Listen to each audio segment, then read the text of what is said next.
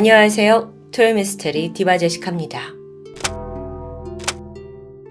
미국 워싱턴주에 살던 콕스 씨 부부에겐 수잔이라는 딸이 있습니다. 4자매 중 막내딸인데 어려서부터 활발한 성격에 친구도 많았고 또 부모님의 생일 때마다 항상 꽃을 챙겨주던 참 착한 딸이죠. 그렇게 애지중지 키운 수잔이 성인이 되고 2000년 인생의 파트너 조시 화해를 만나 결혼을 결심합니다.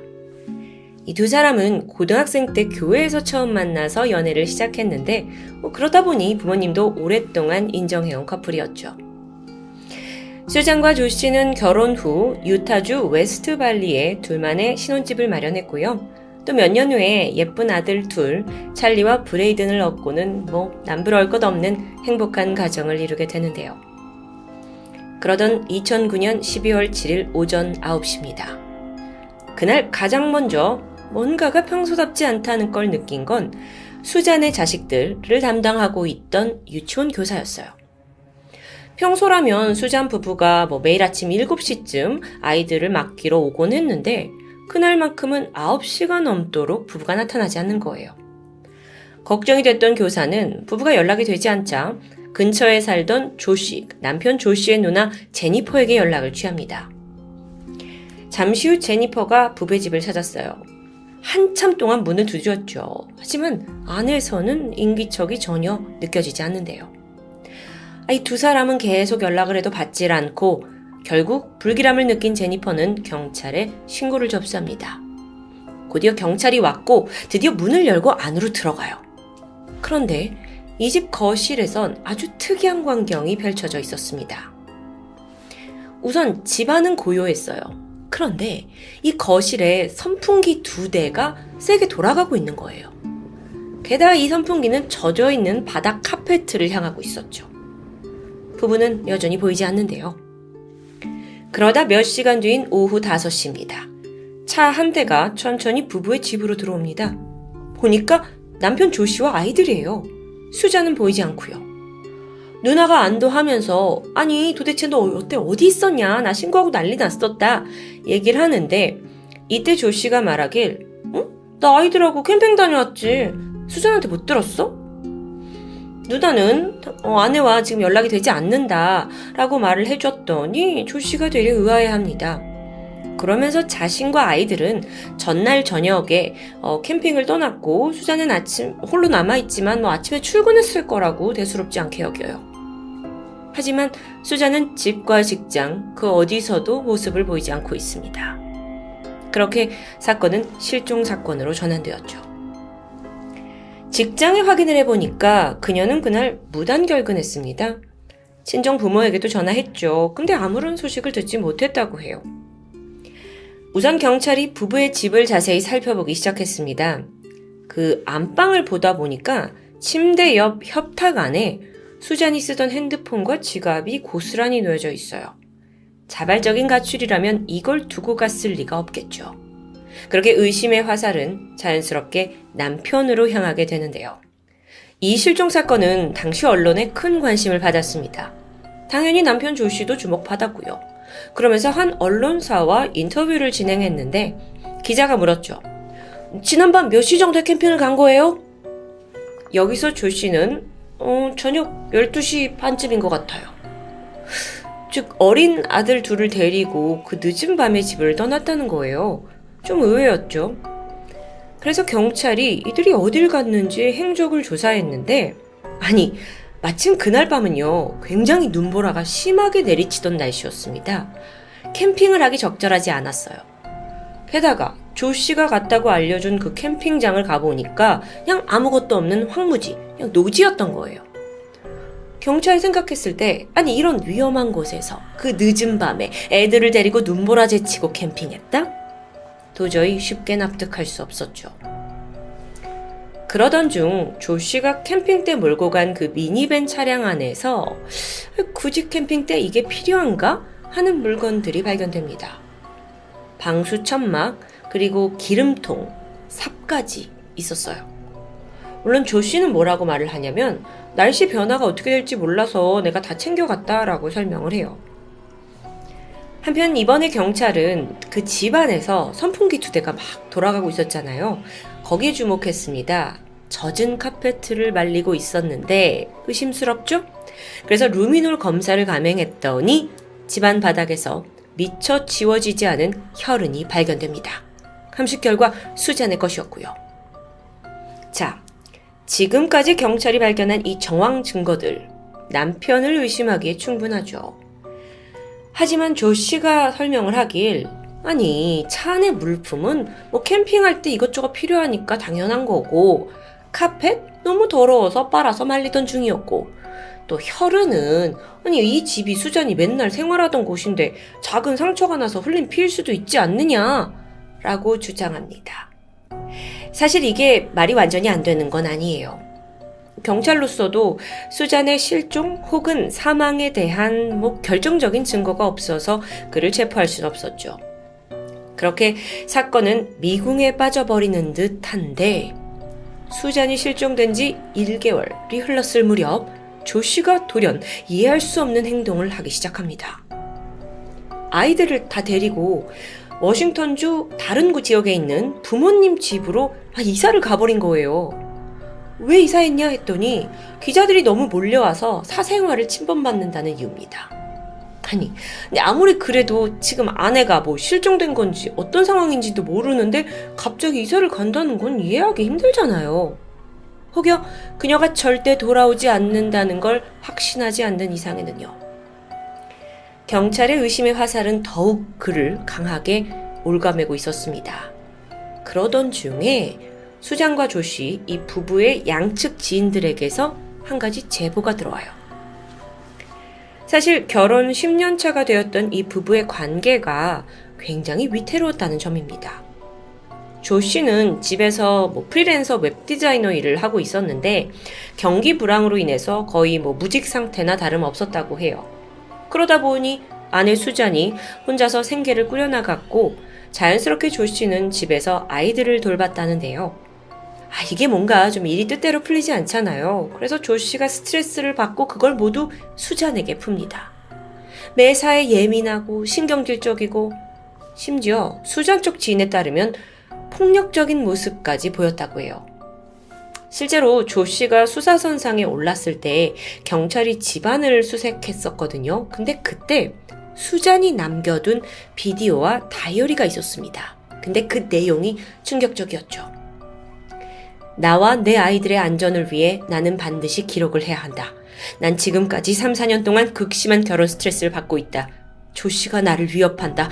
우리가 이혼하게 된다면 변호사를 대동할 거라고 말했다. 만약 내가 죽으면 그건 사고가 아닐 수도 있다. 굉장한 불안감이 느껴지고 또 이 초조해하는 글과 영상까지 수잔은 분명 조 씨에게 어떤 신변의 위협을 느꼈던 것으로 보입니다. 추정에 따르면 그렇게 힘들어하던 수잔이 결국 조 씨에게 이혼을 하자고 말했을 거예요. 그리고 이때부터 조 씨는 매우 초조해졌겠죠? 생각해보면 현재 자기보다 경제력이 좋은 수잔과 이혼을 당장 한다면 아이들의 양육권을 뺏기는 게 당연하기 때문입니다. 그렇게 수잔과 이혼 얘기가 오가던 중 수잔이 지금 돌연 실종해버린 그런 상황이고요. 자, 이런 지인의 제보를 듣게 된 경찰은 혹시나 하고 수잔의 사망보험 내역을 조사했는데 와, 역시나 수잔이 실종되기 몇 달 전, 10개월 전에 남편이 그녀 앞으로 보험을 들어놓은 사실이 드러납니다. 뭔가 퍼즐이 좀 맞춰지는 듯 했죠. 양육권도 빼앗고 보험금까지 노리고 아내를 실종으로 둔갑해서 살해한 걸까요? 이런 강한 의심 속에서 경찰은 조 씨가 이사간 그 워싱턴주 부모님 집을 수색하기 시작해요. 그런데요, 여러분, 여기서 또 하나의 정말 충격적인 사실이 밝혀집니다. 당시 조 씨의 어머니와 이혼 상태였던 조 씨 아빠 스티븐, 이 사람이 문제인데 우연히 경찰이 집안 수색을 하다가 스티븐의 컴퓨터를 살펴보게 돼요. 안을 보니까 대량의 포르노 사진들과 함께 한 여성이 옷을 갈아입는 몰카 사진들을 다수 발견합니다. 그리고 이 사진을 자세히 살펴보던 경찰은 경악하고 말았죠. 몰카의 주인공이 바로 아들의 아내, 며느리 수잔이었던 겁니다. 너무도 부적절한 행동이에요. 그래서 경찰이 좀 더 이걸 파헤치게 되는데 시아버지 스티븐이 블로그를 하나 쓰고 있었거든요. 가보니까 안에는 수잔에 대한 자신의 연민이 가득 담겨 있어요. 그녀를 위해 직접 작사 작곡한 노래가 있는가 하면 더럽죠, 더러워. 뿐만 아니라 그가 이제 혼자 생활하던 방 깊숙한 곳에 정말 역겹게도 수잔이 세탁하려고 내놨던 속옷, 그리고 이미 사용했던 위생용품까지 지퍼백에 담아서 보관하고 있었던 거예요. 정말 톰이 오래 했지만 이런 일은 정말 너무 충격적인데요. 자, 이 모든 발견을 통해 시아버지 스티븐이 뻔뻔하게도 며느리를 향해 더러운 연정을 품고 있었던 게 드러나죠. 이게 무슨 말도 안 되는 상황이냐고요. 결국 2011년 9월 스티븐은 도찰 외에 14가지의 죄목으로 체포됩니다. 하지만 여러분, 이게 실질적으로 수잔의 실종과는 직접적인 관련점이 있는 것 같진 않아요. 사건 당일 알리바이도 확실했고요. 어쨌든 그렇게 스티븐이 체포된 후에 이번엔 아내 수잔의 부모님 측에서 두 손자의 친권을 두고 고소를 진행합니다. 생각해보세요. 조 씨하고 저런 시아버지가 사는 집에 두 손자를 키우고 싶지 않잖아요. 자라게 할 수 없으니까요. 그래서 고소를 했는데 예상대로 법원은 아버지 조 씨가 수입도 변변치 않고 자질이 없다라고 판단을 하면서 찰리와 브레이든 이 두 아들의 친권이 외조부모인 콕스 부부에게 넘어가게 되죠. 자, 이때 법원은요, 참관인이 함께하는 조건으로 아버지 조 씨가 딱 일주일에 한 번, 일요일에 아들을 만나는 것을 허락해 줍니다. 이게 콕스 부부로서는 이미 이 사위가 내 딸을 죽인 사람일 수도 있는데 이런 불안감 속에서 아이들을 만나게 한다는 게 사실은 좀 찜찜했어요. 그래서 판결 자체에 불만을 품었죠. 하지만 아버지를 만난다는 사실 자체는 아이들에게 필요한 부분이니까요. 그로부터 3개월이 지난 2012년 2월 일요일이었는데 마침 유치원 행사가 있어서 찰리와 브레이든 이 두 아이들이 참여를 하게 되죠. 그리고 가족과 함께한 시간을 주제로 그림을 그리게 됩니다. 이때 브레이든, 아이가 그린 그림은 아빠 조 씨가 미니밴을 운전해요. 그리고 자신과 형 찰리가 함께 뒤에 타고 있는 그림입니다. 그런데 이때 선생님이 다가와서 엄마는 어디 있니? 라고 그냥 자연스럽게 물었죠. 근데 브레이든이 한 곳을 가리켰어요. 엄만 여기요. 그 손가락이 가리킨 곳은 바로 미니밴의 트렁크였습니다. 그리고 아이는 이 트렁크 쪽에다가 검은색 크레파스로 무언가 길다란 것을 칠해놨고요. 이건 선생님 눈에도 너무 이상했어요. 그래서 즉각 그 외조부모에게, 콕스 부부에게 이 사실을 알리게 되죠. 이걸 들은 부부는 이거야말로 결정적인 증거라는 걸 감지했고요. 경찰에 바로 신고했습니다. 브레이든의 그림대로라면 이 밴 안에 딸 수잔의 시체가 트렁크에 실려서 조 씨가 그걸 어딘가 싣고 은닉된 거 아닌가 여러 가지를 추정해 볼 수 있는 거죠. 여러분, 자, 지금까지 수집된 그 모든 증거와 정황을 가지고 그날의 상황을 한번 추리해 볼까요? 조 씨는 그날 미리 거실에 방수천을 깔아뒀고 일을 끝내고 온 수잔을 급습했거나 혹은 잠든 사이에 살해했을 수도 있습니다. 이 두 가지 예측이 가능한 건 일단 그 핸드폰과 지갑 때문인데요. 안방 탁자 위에 있었죠. 이건 퇴근 후에 수잔이 방까지 와서 자기가 직접 옷을 갈아입으면서 꺼내뒀을 수도 있어요. 혹은 조 씨가 거실에서 그녀를 살해한 후에 일부러 다시 방에 갖다 둔 걸 수도 있습니다. 어쨌든 아내를 살해한 후 그는 갑자기 밤에 아이들을 깨워서 캠핑을 가자며 차에 태웠죠. 그리고 시신은 뒤에 태웠던 겁니다. 트렁크예요. 최대한 멀리 갔을 거예요. 정확히 어디로 갔는지는 파악하지 못했죠. 하지만 거기서 시신을 불태운 것으로 보입니다. 그때 차에 있던 가솔린 혹은 이걸 캠핑용 난로로 쓰려고 했다는데 그 등유를 이용한 것으로 보여요. 그리고 분명 이때 삽을 이용했는데 시신이 타는 동안 삽으로 땅을 팠고 이후 범행 도구와 또 불에 탄 시신 잔해를 묻어버린 것으로 추정됩니다. 시신을 태우는 게 사실 꽤 오랜 시간이 걸리긴 하는데요. 시신의 부피만 줄였던 거라면 추측대로 가솔린이나 등유로 훨씬 더 빠르게 태울 수 있었을 테니까요. 이렇게 시신을 완전히 증발시켰다고 생각한 조씨는 다음날 오후 5시가 돼서 집에 도착했습니다. 전날 밤 12시 반에 나갔잖아요. 시신을 처리할 시간은 사실상 충분했죠. 자, 다시 이야기로 돌아와서 마침 브레이든이 그 그림을 그렸던 날은 일요일이었습니다. 아이들이 유치원 행사 후에 아버지 조씨를 만나겠죠? 콕스 부부가 신고를 하고 나서 시계를 보니까 아이들이 아빠 집에 갔을 시간이에요. 그렇다 해도 참관인이 동행인이 함께 있을 테니까 별일 없겠지 하고 불안해하던 그 시각. 갑자기 그 조씨의 여동생 아리나에게 음성 메시지 한 통이 남겨집니다. 나 조씨야. 작별 인사하려고 전화했어. 난 역시 내 아이들 없인 살 수 없어. 모두에게 미안해. 나도 그동안 괴로웠어. 모두 잘 있어. 이걸 들은 아리나는 오빠에게 급히 전화를 걸었지만 연결이 되지 않았는데요. 잠시 후 조씨의 집 앞입니다. 띵동. 두 아이들을 데리고 참관인이 벨을 눌렀어요.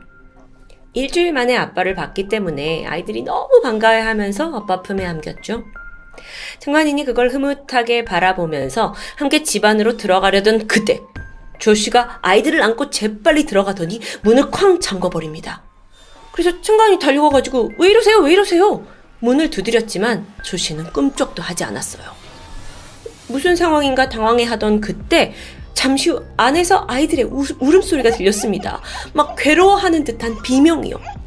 그래서 불안했던 이 사람이 곧장 911에 신고를 하게 되는데 조금 후에 휘발유 냄새가 코를 찔러요.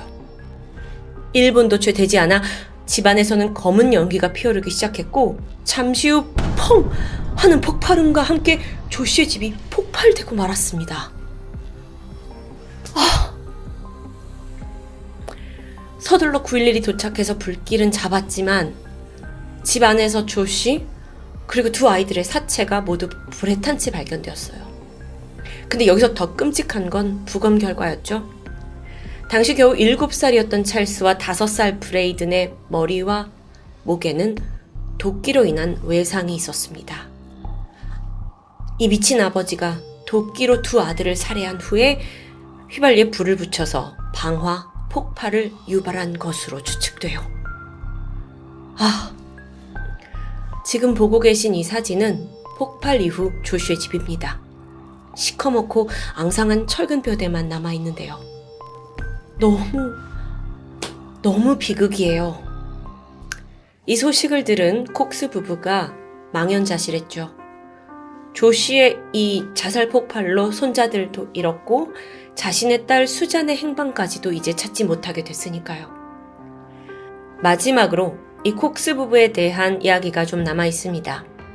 부부는 모든 것을 잃은 허망함, 또 딸과 손자를 지키지 못했다는 자책감, 거기에 우울감까지 밀려오면서 결국 극단적인 선택을 준비합니다. 밧줄을 준비해서 부부가 함께 삶을 끝내고자 했던 거예요. 그러려던 순간 갑자기 초인종 소리가 들리더니 가깝게 지내던 이웃과 친구들이 집을 방문하게 되죠. 사실 이 부부의 상황에 위기를 느낀 주변 사람들이 위로하기 위해 찾아왔던 건데요. 이후 지인들이 돌아가면서 매일 아침 콕스 부부네로 찾아왔다고 해요. 음식해서 함께 먹고 또 함께 TV 보면서 잡담 나누고 어떨 때는 늦은 밤이 되어서야 돌아갔다는데요. 그렇게 너무도 비극적인 상황에 그저 목숨도 다 필요 없다, 모든 걸 포기하려고 했던 콕스 부부는 주변 사람들의 격려와 응원 덕분에 다시 힘을 내기 시작합니다. 실제 이들의 사연이 알려지면서 수백 통의 위로 편지도 받았고요. 그렇게 조금씩 회복을 했고 시간이 좀 더 지나 현재 콕스 부부는 찰리 브레이든 파웰 프로젝트라는 단체를 설립해서 끔찍한 살인으로 가족을 잃은 피해자 가족들을 상담해주는 일을 하고 있습니다. 동시에 범죄자의 자식들을 보호하는 법안도 마련하고 있다고 전해지고 있고요. 저 사실 오늘 스토리가 저에게 굉장히 충격적으로 느껴졌는데요. 정말 처음부터 끝까지 한 개도 예상할 수 없었던 정말 뒤통수 맞는 것 같은 스토리였습니다. 그나마 이 마지막 부분이 약간은 웃을 수 있는 부분이었죠. 수잔의 행방은 여전히 묘연합니다. 어쩌면 부모는 딸의 죽음을 받아들였을 수도 있어요. 가장 유력한 범인 사위도 죽고 두 손자도 하늘에 있는 상황. 그 어떤 사건보다 유가족인 두 부부의 아픔이 엄청났을 것 같은데요. 그걸 잘 이겨내고 또 그걸 계기로 같은 처지의 사람들을 돕는다는 데서 저는 큰 감동까지 받았습니다. 물론 모든 피해자 가족과 유가족들이 이렇게 단단할 수만은 없겠죠. 하지만 주변의 관심, 격려, 그리고 우리의 작은 위로가 이들을 치유할 수 있다는 사실을 잊지 않았으면 합니다. 지금까지 토요미스테리 디바제시카였습니다.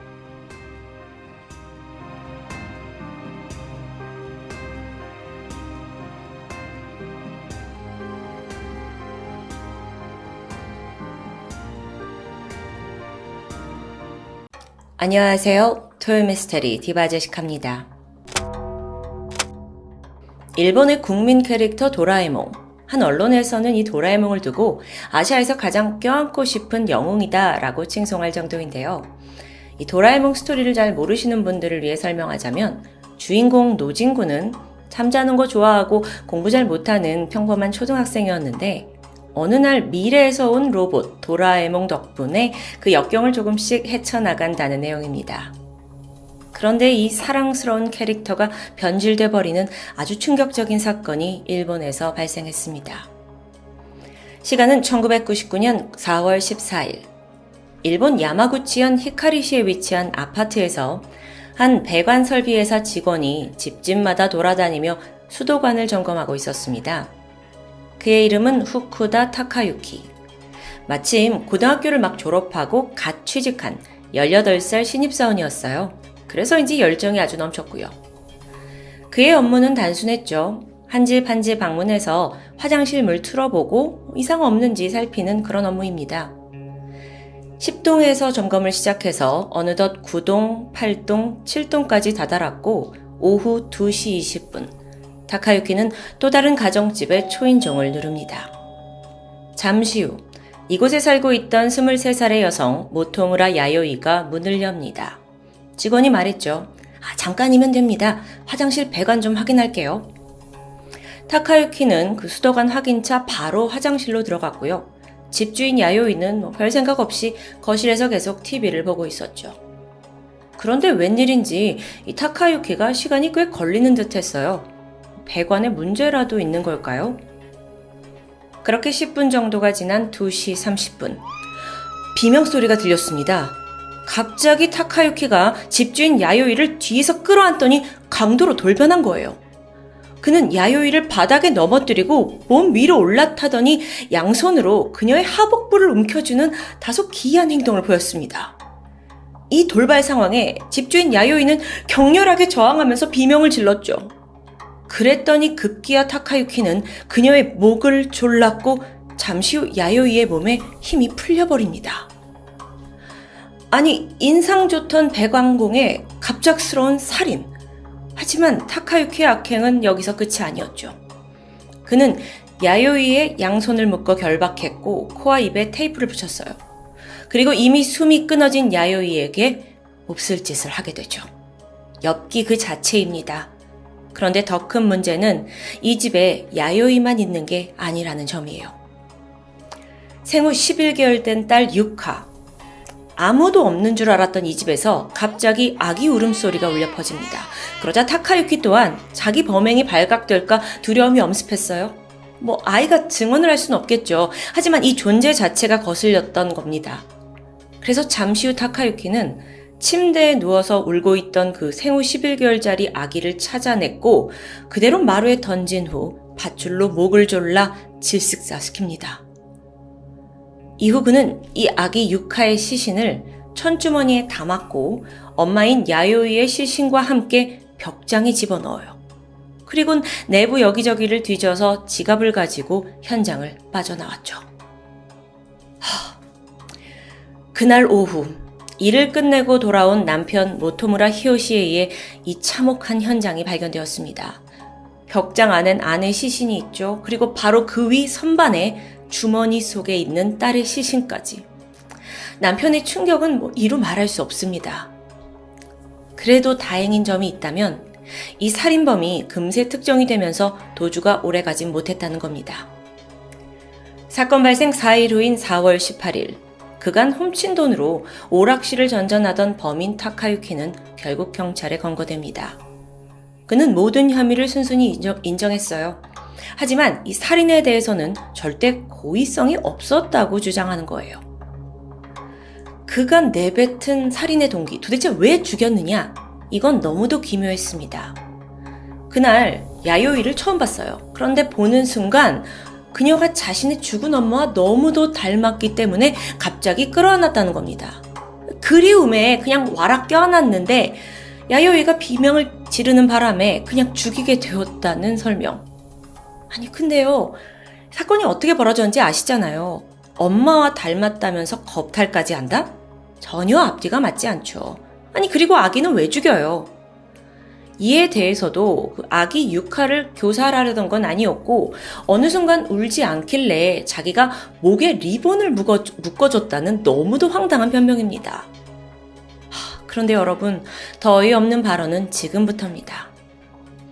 현장에서 시신을 청가방에 담고 벽장에 넣은 이유가 뭐냐, 이걸 경찰이 묻게 됐어요. 그랬더니 타카유키가 대답합니다. 도라에몽이 도와줄 것 같아서요. 네? 이 한마디는요, 일본 전체에 큰 충격으로 다가왔죠. 알고 보니까 그는 도라에몽의 광팬입니다. 그런데 단순히 팬심을 넘어서 아예 도라에몽이 실존한다고 굳게 믿고 있을 정도예요. 만화 속 도라에몽의 침실은 바로 벽장 안이에요. 만화 속에서요. 그래서 죽은 아기를 벽장에 넣어두면 도라에몽이 와서 어떻게든 살려줄 거라고 믿었다는 살인범의 설명. 게다가 자기가 죽은 야요이를 가늠한 것도 그 나름의 변명을 대는데요. 자기가, 여러분 진짜 황당합니다. 막의 환생이라는 환타지 소설을 인상 깊게 읽었는데 거기엔 남자의 정자가 인간을 부활시키는 것으로 나와서 타카유키가 이걸 떠올렸고 그래서 야요이를 살리기 위해 어쩔 수 없었다는 설명. 참, 제가 토미하면서 참 여러 가지 황당한 이야기 들었지만 이건 정말 너무 도를 넘었죠.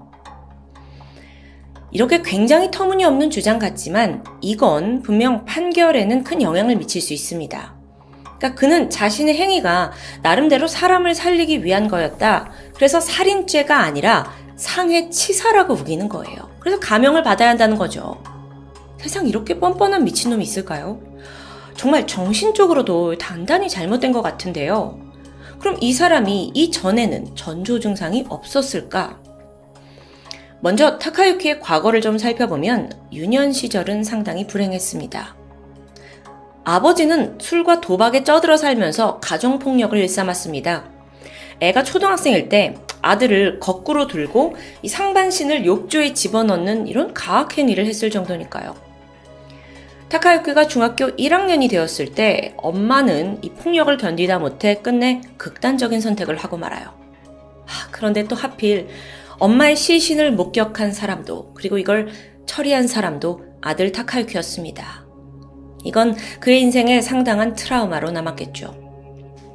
중학교 3학년이 되어서부터 타카유키는 이성에 강한 관심을 보였어요. 그런데 목적이 사랑 이런 게 아니라 오로지 성애인이었고요. 각종 음란한 성생활을 좀 대놓고 꿈꾸던 사람입니다. 여차저차 학교를 졸업한 후에 취업을 하긴 했지만 회사 생활도 전혀 성실하지 못합니다. 범행 당시에 이제 막 갓 취업을 했다고 했었는데 겨우 입사 10일차였어요. 그리고 이미 3번이나 결근을 한 상황이었고요. 생각해보면 그런 직원한테 왜 방문을 하는 업무를 맡겼나 싶은데 여러분, 사실 그는 범행 당일 결근을 했고요. 배관 점검을 나온 척 대범하게 행동했던 겁니다. 그날 그 7동에 도착하기 전에 사전에 여러 집들을 돌았었잖아요. 이때 집을 돌면서 자기가 어떻게 범행을 할지 구조를 보고 구상했고요. 또 적절한 범행 대상이 될 여성을 찾아 헤맸던 겁니다. 대낮에 너무 소름 돋죠. 범행 후에도 시신을 은폐한 것뿐만 아니라 자기의 지문이 묻었을지도 모르는 여러 도구들을 숨기는 증거인멸을 시도했습니다. 아니 도라에몽을 언급하는 이런 사람인데 정신이 이상하다고 말하기엔 또 너무 치밀한 거예요. 한편 타카유키는 수감된 후에도 이해할 수 없는 행동을 계속 보였어요. 죽은 피해자 야요이의 남편이 어느 날 편지 한 통을 받게 됩니다. 보낸 이가 타카유키예요. 내용을 보니까 반성의 어조가 전혀 아니었습니다. 나쁜 건 지금의 세상이야. 야쿠자들은 해외로 도주하고 마약 중독자는 정신병이라고 도망을 치잖아. 나는 환경 탓을 해서 도망칠 거야. 이걸 좀 해석해보자면 타카유키의 유년기가 사실 불우했잖아요. 그게 언론에 공개됐어요. 그러면서 일본 내에서는 일부 동정하는 여론이 생기기 시작한 때입니다. 그러니까 그걸 자기도 알고 있으면서 이건 내 잘못이 아니라 이 상황, 내 환경이 안 좋았던 것뿐이다. 난 빠져나갈 거다. 이런 식으로 해석할 수 있겠죠. 사실 타카유키는 당시 일본 언론을 정말 뒤흔들었습니다. 그리고 여러 가지 망언을 남겼는데요. 이게 거의 암호 해독 수준이에요. 한번 들어보실래요? 수강아지가 어느 날 귀여운 암강아지를 만났다. 그리고 그대로 해버렸어. 이게 죄야? 잘못에 대해 뉘우침은 없는 모습이죠. 아무런 전조 증상도 없다가 갑자기 이 18살 청년이 살인을 저지른 것도 기이한데 체포된 후의 모습은 정말 또라이 그 자체였습니다. 그래서 검찰은 교화의 가능성이 전혀 없고 또 죄질이 나쁘다는 이유로 그에게 사형을 구형해야 한다고 주장했죠. 타카유키는 나는 과실치사다라고 말하고 있고요. 결국 1심에서 그에겐 사형이 아닌 무기징역이 선고됩니다.